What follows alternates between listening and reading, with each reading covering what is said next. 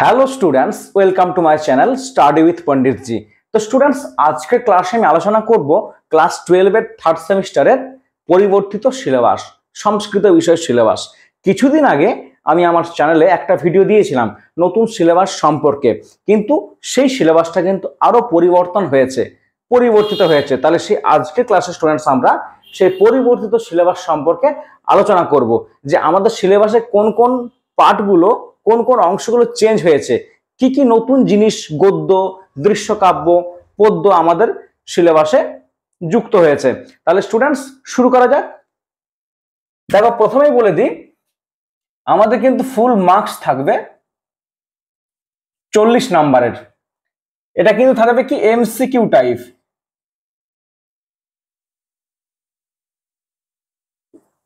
পুরো প্রশ্নটা কিন্তু এমসিকিউ টাইপ, অর্থাৎ 40 নাম্বারের এমসিকিউ থাকবে। তাহলে স্টুডেন্টস আমরা দেখে নেব, এখানে প্রথমে রয়েছে গদ্য, প্রোজ, তাই না? তাহলে এখানে গদ্যে আমরা যেটা আমাদের সিলেবাসে নতুন যুক্ত হয়েছে সেটা হলো রাজবাহন চরিতম।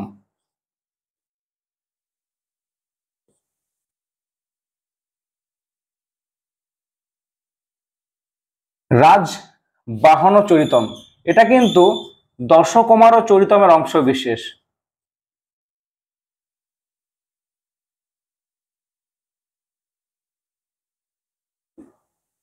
দশকুমার চরিতমের অংশ বিশেষ। এখানে দেখে নেব আগের যে সিলেবাস ছিল সেখানে কি ছিল, সেখানে ছিল শ্রীমতী, অবদান শতকমের অংশ বিশেষ। নতুন পরিবর্তিত সিলেবাসে যুক্ত হয়েছে রাজবাহন চরিতম, এটা দশকুমার চরিতমের অংশ বিশেষ। এখান থেকে স্টুডেন্টস প্রশ্ন থাকবে 5 নাম্বার। কত নাম্বার থাকবে? 5 নাম্বার, এবং প্রত্যেকটা প্রশ্ন 1 করে থাকবে। তাহলে 5 বোঝা গেছে। এরপর চলে যাবো, দেখো পদ্য,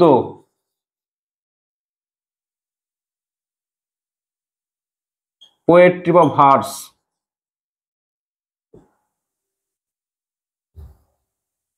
এখানে আমাদের রয়েছে যোগঃ কর্মসু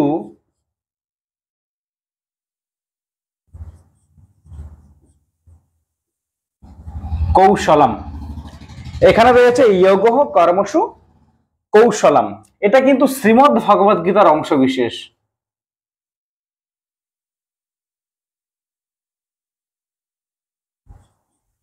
শ্রীমদ্ ভগবদ গীতা এর অংশ বিশেষ। এখান থেকেও থাকবে কিন্তু 5টা এমসিকিউ, অর্থাৎ 5 নাম্বার। এখানটাতে দেখো নতুন সিলেবাসে রয়েছে যোগঃ কর্মসু কৌশলম, আগের সিলেবাসে ছিল অভ্যাস বাসকাং মনঃ, সেটাও কিন্তু শ্রীমদ্ ভগবদ গীতারই কিন্তু অংশ ছিল। বোঝা গেছে। এরপর চলে যাব আমরা দৃশ্যকাব্য,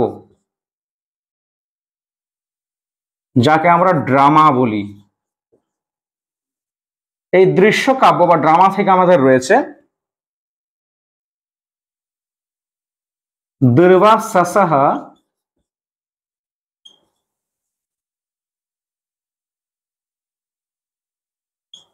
অভিশাপঃ। দুর্বাসসঃ অভিশাপঃ, এটা কিন্তু অভিজ্ঞান শকুন্তলম, মহাকবি কালিদাস রচিত অভিজ্ঞান শকুন্তলমের অংশ বিশেষ। অভিজ্ঞান শকুন্তলম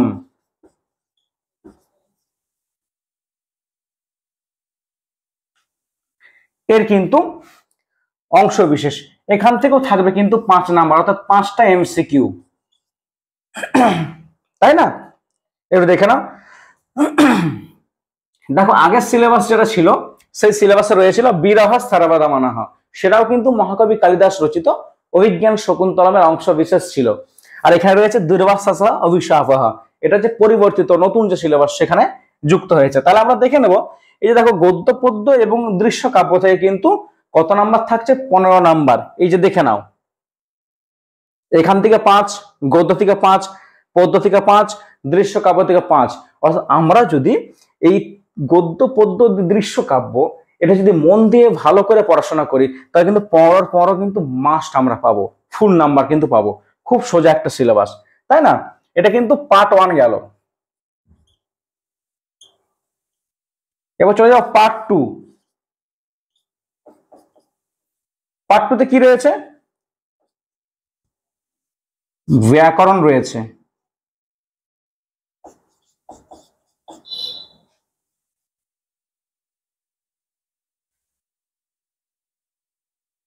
গ্রামার, তাই না? এখানে দেখো গ্রামার থেকেও কিন্তু 15 নাম্বার এমসিকিউতেই প্রশ্ন থাকবে। তাহলে প্রথম আমরা পয়েন্ট করলাম যে গ্রামারের প্রথমে আমরা কি থাকবে? প্রত্যয়। প্রত্যয় পয়েন্ট করে দিলাম। তাহলে প্রত্যয় তো অনেক রয়েছে, তার মধ্যে তাহলে কোন প্রত্যয়টা রয়েছে? এখানে হচ্ছে থাকবে তদ্ধিত প্রত্যয়।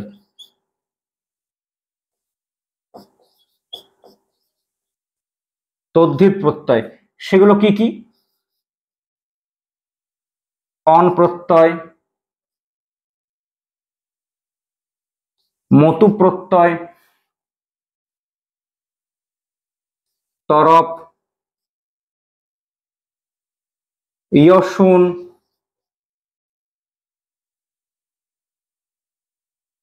তমপ,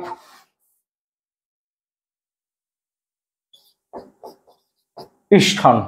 অন প্রত্যয়, মধু প্রত্যয়, তরপ প্রত্যয়, ইয়সুন প্রত্যয়, তমপ প্রত্যয় আর ইষ্ঠন প্রত্যয়। এটা হচ্ছে তদ্ধিত প্রত্যয় থেকে কিন্তু এটা থাকবে। এবং নেক্সট দেখো নাম ধাতু প্রত্যয়। আচ্ছা, নাম ধাতু প্রত্যয়ের মধ্যে থাকবে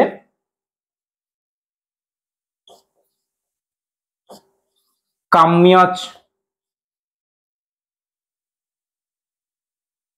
কচ, ক্যাম, এইগুলো। তাহলে এইখান থেকে থাকছে 5 নাম্বার, 5টা এমসিকিউ টাইপ প্রশ্ন থাকবে। তাহলে প্রত্যেক থেকে 5 নাম্বার আমরা পেয়ে গেলাম। নেক্সট দেখো কারক বিভক্তিহি।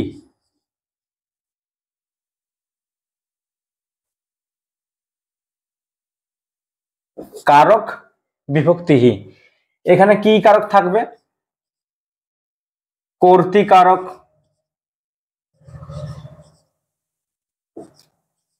কর্মকারক, আর হচ্ছে করণ কারক। এখান থেকে থাকবে 5টা প্রশ্ন তথা 5টা এমসিকিউ। তাহলে 5 নাম্বার। তাহলে এখানে কি ছিল? প্রত্যয় থেকে 5 নাম্বার, কারক বিভক্তি থেকে 5 নাম্বার। এরপর চলে আসবো আমরা কোথায়? সমাস। সমাসঃ, এখান থেকে থাকছে মোটেই 2টো সমাস। সেটা হচ্ছে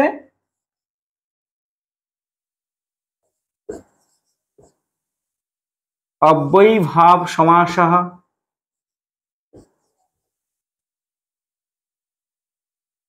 অব্যয়ীভাব সমাসঃ, আর হচ্ছে তৎপুরুষ সমাসঃ।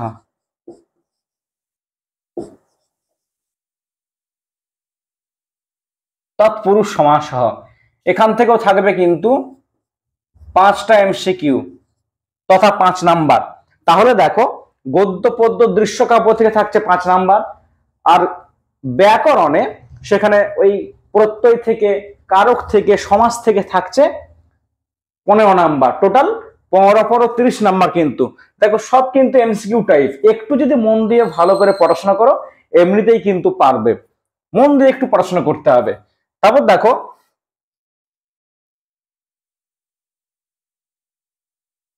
পার্ট 3, এখানে রয়েছে সংস্কৃত সাহিত্য।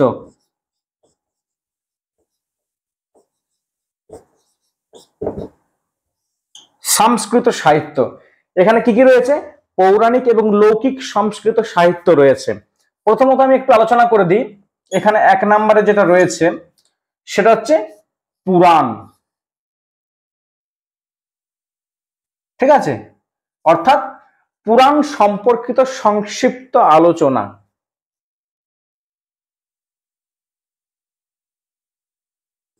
সংক্ষিপ্ত পরিচয় একটু লিখিয়ে দিলাম।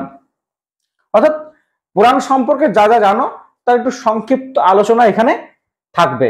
এখান থেকে প্রশ্ন থাকবে 3টি, অর্থাৎ 3 নাম্বার এমসিকিউ টাইপ। তারপর চলে যাব, এখানে দেখো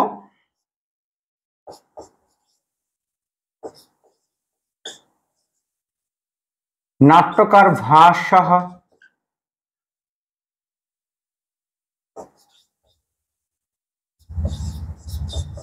মহাকবি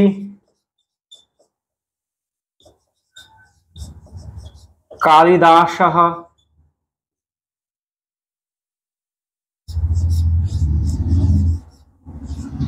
ভবভূতি।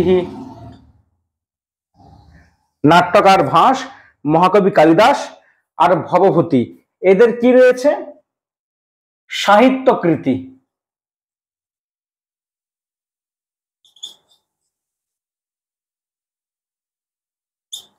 এদের রয়েছে সাহিত্যকৃতি। এখান থেকে থাকবে 4 নাম্বার তথা 4টা এমসিকিউ টাইপ প্রশ্ন। নেক্সট দেখো, সংস্কৃত সাহিত্যের কোন অংশ বেশি পরিবর্তিত হয়নি, একটুখানি পরিবর্তিত হয়েছে, সেটা আমরা দেখে নেব। এরপর রয়েছে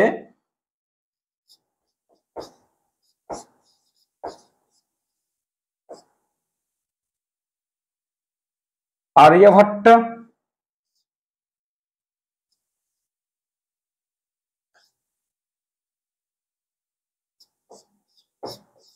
ব্রহ্মগুপ্ত। আর্যভট্ট, ব্রহ্মগুপ্ত, ঠিক আছে, ব্রহ্মগুপ্ত, আর্যভট্ট। এখানে ছিল বরাহমিহির পুরনো সিলেবাসে। পরিবর্তিত সিলেবাসে কি হয়েছে? ব্রহ্মগুপ্ত। এদের কি রয়েছে?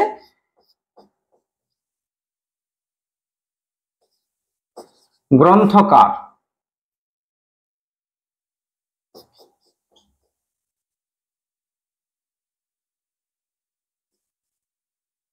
এবং গ্রন্থ পরিচয়। এখান থেকে থাকবে 3 নাম্বার প্রশ্ন। তাহলে স্টুডেন্টস দেখে নাও, সংস্কৃত সাহিত্য থেকে 10 নাম্বার, গ্রামার থেকে থাকছে 15 নাম্বার, আর গদ্য পদ্য দৃশ্য কাব্য থেকে থাকছে 15 নাম্বার, টোটাল 40 নাম্বার। এটাই হচ্ছে আমাদের সিলেবাস। তোমরা যদি মন দিয়ে পড়াশোনা করো অতি সহজে কিন্তু পারবে। এরপর আমার এই ক্লাসে, আমার এই ইউটিউব চ্যানেলে প্রত্যেকদিন তোমাদের কিন্তু 3rd সেমিস্টারের ক্লাস থাকবে। তোমরা শুধু আমার সঙ্গে থেকো, মন দিয়ে পড়াশোনা করে যাও।